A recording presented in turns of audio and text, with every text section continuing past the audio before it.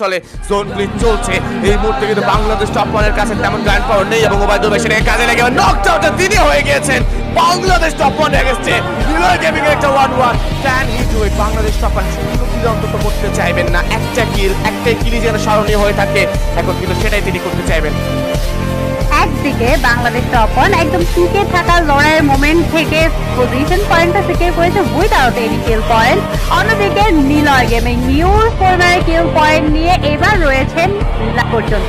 আর আমাদের যেখানে ঠিক 3 নম্বর ম্যাচের মধ্যে ভাই বাংলাদেশ টপ ওয়ান এবার একটু চিল করছে। যাই হোক 3 নম্বর ম্যাচে যেখানে বুয়াকারী দল ছিল আমাদের বাংলাদেশ টপ ওয়ান, সেখান থেকে এবার এই ম্যাচে একটু বেশি হচ্ছে টপ ওয়ান একটু হোল্ড করে রয়েছেন। অ্যান্ড গ্যাস নিলয় গেমিংও ইমোট পার্টি করছে জোন সার্কেলটা সুইঙ্গিং না হওয়া পর্যন্ত দুজনের গাছের হার্ট কভার থেকে বের হবে না।